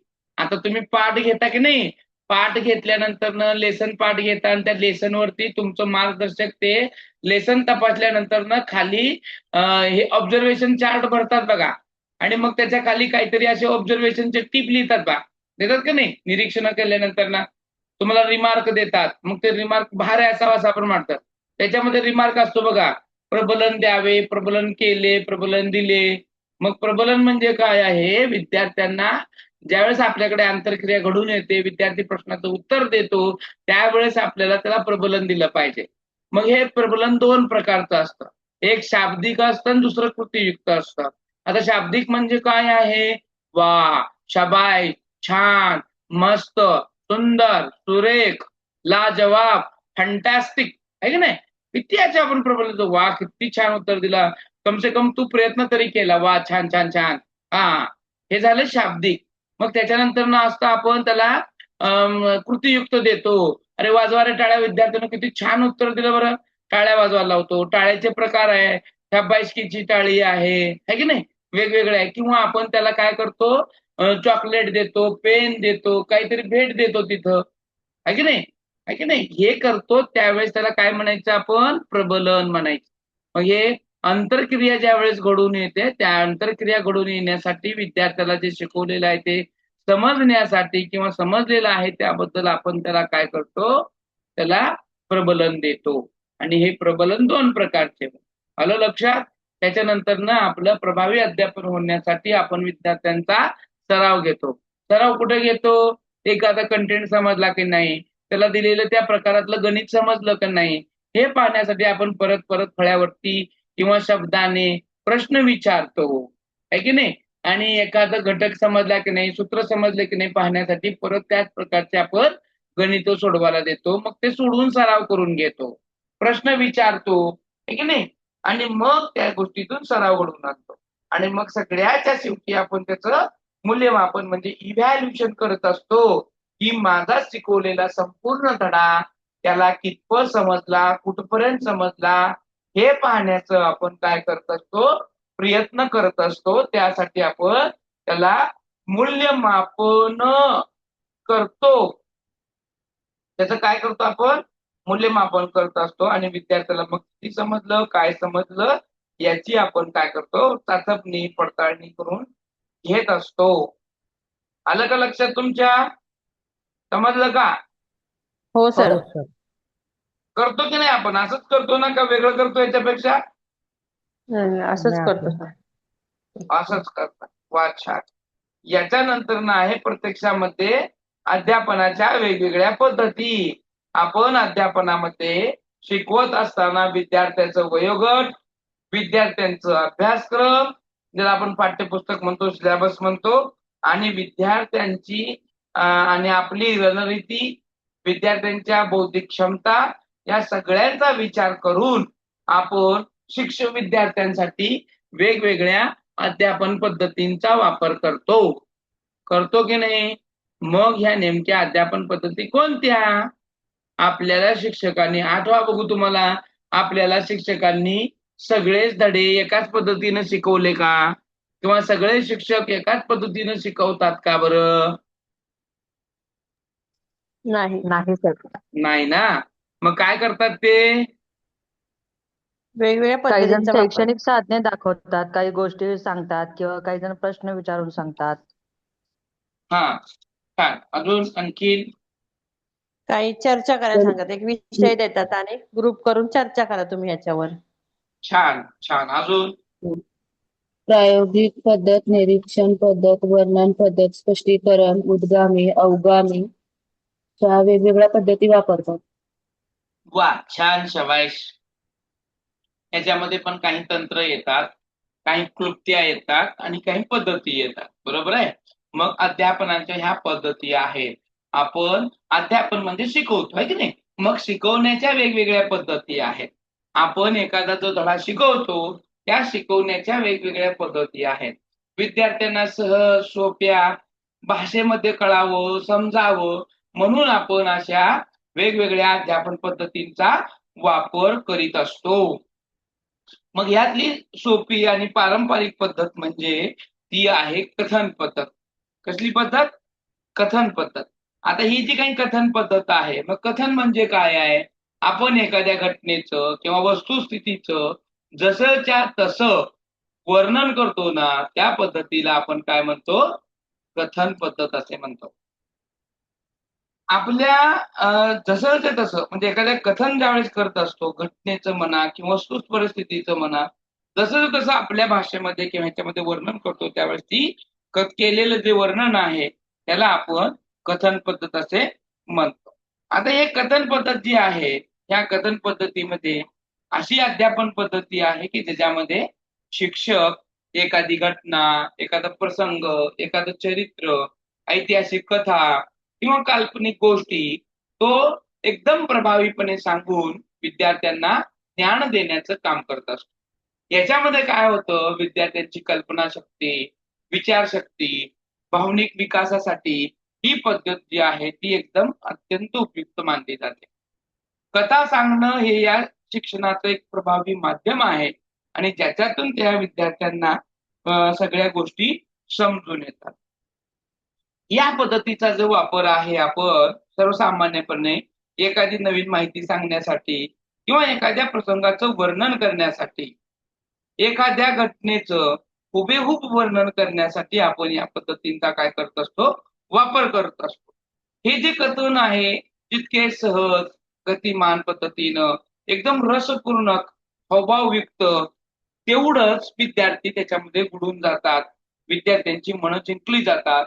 मग विद्यार्थी म्हणतो, काय छान सर शिकवते हो, काय भारी सर शिकवते हो. मग हे शिकवत असताना जो कंटेंट आहे तो कंटेंट एकदम विद्यार्थ्यांपर्यंत नियोजनबद्ध पद्धतीनं गेला पाहिजे. अन्यथा त्या गोष्टीमध्ये मर्यादा येऊन जातात, आहे की नाही. मग ते डबबद्ध किंवा विद्यार्थ्यामध्ये काही ना काही होण्याचा प्रॉब्लेम येतो, म्हणजे न समजण्याचा. कारण बघा आता, ही कथन पद्धत जी आहे, या कथन पद्धतीचं जर वैशिष्ट्य पाहायला गेलं तर कथन पद्धत जी आहे ही शिक्षक केंद्रीय आहे. आणि आत्ताचं अध्यापन काय आहे? कारण कथन कोण करणार आहे? शिक्षक करणार आहे. आणि ज्यावेळेस तो शिक्षक कथन करत असतो त्यावेळेस विद्यार्थी निष्क्रिय श्रोते बनतात. निष्क्रिय श्रोते म्हणजे फक्त ऐकून घेण्याची भूमिका करत असतात कथन पद्धतीमध्ये. कारण शिक्षक बोलत असतो, कथेच्या रूपानं त्या गोष्टीचं वर्णन करत असतो, त्यावेळेस विद्यार्थ्याला निष्क्रियच व्हावं लागतं ना. त्याच्या विचार प्रक्रियेला किंवा इतर गोष्टींना चालना जास्त म्हणावी तेवढी मिळत नाही. आणि मग घटना ह्याच्यामध्ये क्रमबद्ध सांगितली जाते. जे सांगायचं आहे ते क्रमवार पद्धतीने सांगावं लागतं. याच्यामध्ये काय आहे, विद्यार्थ्यांचं लक्ष आणि उत्सुकता टिकून ठेवावी लागते. त्या शिकवत असताना तुम्हाला हावभाव, तुमची भाषा, आवाजातला चढ उतारपणा यांचा तुम्हाला सुयोग्य असा वापर करावा लागतो, जेणेकरून विद्यार्थ्यांना ते ऐकताना, ते पाहताना त्यांना एकदम मनोरंजक वाटलं पाहिजे आणि त्यांचं लक्ष विचलित नाही झालं पाहिजे, त्यांचं अवधान सतत टिकून राहिलं पाहिजे. हे सगळं अध्ययन पद्धतीचं किंवा कथन पद्धतीचं सगळ्यात महत्वाचं वैशिष्ट्य आहे. विद्यार्थ्यांची नैतिक मूल्य आणि जीवन मूल्य त्यांच्यामध्ये सहज रुजवता ह्या पद्धतीनं येतात. म्हणून ही जी पद्धत आहे कथन पद्धत, ह्या कथन पद्धतीला मोठ्या प्रमाणामध्ये वर्गामध्ये त्याचा वापर केला जातो. कथन पद्धतीची प्रक्रिया काय आहे किंवा कथन पद्धत कशा पद्धतीनं वापरली जाते, तर कथन पद्धत वापरत असताना सर्वप्रथम विषयाची निवड करावी लागते. आपण कोणता विषय करणार आहे, कोणता विषय शिकवणार आहे, त्या घटकाला, त्या विषयातल्या त्या घटकाला योग्य न्याय मिळेल का किंवा त्याच्यासाठी ते अचूक आहे का, याच्यासाठी सुरुवातीला तुम्हाला त्या विषयाची, त्या घटकाची निवड करावी लागणार. हे केल्यानंतर ना कथानकाची तयारी करायची आहे. कारण कथन पद्धत करत असताना स्टोरी टाईप करायचं आहे, स्टोरी टेलिंग टाईप करायचं आहे. आणि मग स्टोरीमध्ये याला बसवून ज्यावेळेला तुम्हाला त्याची एक आकर्षक अशी प्रस्तावना करायची आहे, जेणेकरून विद्यार्थ्यांचं लक्ष तुमच्याकडे वेधलं पाहिजे. त्याचा सुरुवात एकदम प्रारंभिक त्याचा भाग आहे तो एकदम इफेक्टिव्हली झाला पाहिजे. विद्यार्थ्याने ते मंत्रमुग्ध झाले पाहिजे, तुमच्याकडे ते किती ऐकून काय ऐकू असं झालं पाहिजे. हे करत असताना तुमचं अध्यापन एकदम कथन एकदम प्रभावी असलं पाहिजे. ह्याच्यामध्ये करत असताना प्रश्नोत्तर विचारता आली पाहिजे. आणि मग त्या विचारलेल्या प्रश्नावरती शिक्षकाला शेवटी निष्कर्ष, मूल्यबोध आणि तुम्हाला त्या कथातून काय सांगायचंय, त्या घटनेतून काय सांगायचंय हे तुम्हाला त्या ठिकाणी सांगता आलं पाहिजे. हे सांगत असताना आता कथन पद्धतीचे काय फायदे आहेत, तर ही विद्यार्थ्यांसाठी एक वृत्ती वाढवण्याचं, लक्ष वाढवण्यासाठी खूप उपयुक्त आहे. कारण विद्यार्थ्यांना स्टोरी ऐकायला खूप आवडते ना. म्हणून हे विद्यार्थ्यांची अभिरुची वाढवण्यासाठी, त्यांचं लक्ष वेधून घेण्यासाठी, अवधान टिकवण्यासाठी ही पद्धत खूप महत्वाची आहे. विद्यार्थ्यांच्या कल्पनाशक्तीला आणि सर्जनशीलतेला विकसित करण्याचं काम ही पद्धत करते. त्यामुळे ही पद्धत खूप फायदेशीर आहे. त्याचबरोबर ही पद्धत जी आहे ती नैतिक मूल्यांचं संवर्धन करते, भाषा विकासामध्ये मदत होतं. कारण तुम्हाला स्टोरी टेलिंग टाईप सांगायचं आहे, म्हणजे दिलेल्या भाषेला योग्य प्रमाणबद्ध गोष्टीमध्ये बसवून तुम्हाला त्या गोष्टी करायच्या आहेत. त्यामुळे तुमच्या भाषेचा सुद्धा विकास व्हायला मदत होत असते. त्यानंतर नाही तुमचा इतिहास असेल, भाषा असेल किंवा समाजशास्त्र आहे, यासाठी ही जी काही पद्धत आहे खूप महत्वाची आणि खूप उपयुक्त अशी आहे. अवघड संकल्पना सोप्या पद्धतीने ह्यांना सांगता येतात. आता याचे तोटे काय आहेत बरं? हे फायदे झाले, तोटे पण असतात ना. मग काय सगळ्यात मोठा तोटा, तर ही पद्धतीचा वापर करत असताना विद्यार्थी निष्क्रिय राहू शकतो. कारण तो नुसतं निष्क्रिय श्रोता बनतो ना. सांगणारा शिक्षक काय ते लावून पळवून सगळं सांगत आहे आणि हे ऐकणारा विद्यार्थी आहे, मग त्याला नुसतं ऐकायचं आहे ना, तो निष्क्रिय राहील ना, ऍक्टिव्ह राहणार नाही. मग वैयक्तिक फरकांकडे कमी जास्त लक्ष दिलं जातं. प्रत्येक विद्यार्थ्यांच्या त्याला समजलं का नाही समजलं. 40-40 जण 60-60 विद्यार्थ्यांच्या वर्गामध्ये असेल तर तुम्ही प्रत्येकाच्या मताचा विचार करणार आहे का?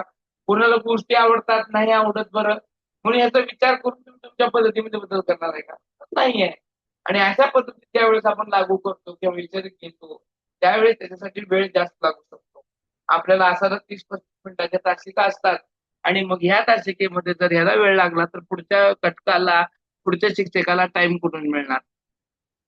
ह्या पद्धतीद्वारे विज्ञान असेल किंवा गणित असेल याच्यासाठी मर्यादा येतात ना.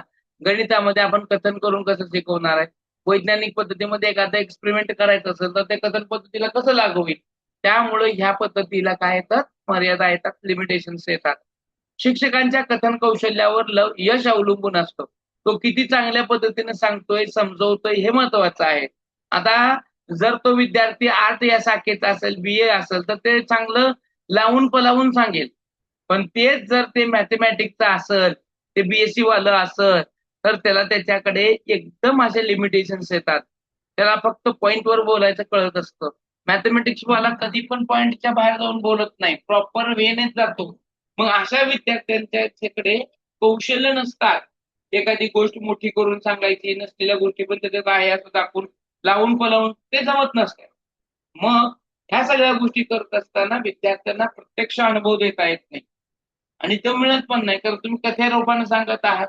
म्हणून ही पद्धत थोडी काय येते, मर्यादित होते. या पद्धतीचे तोटे फायदे हे आहेत.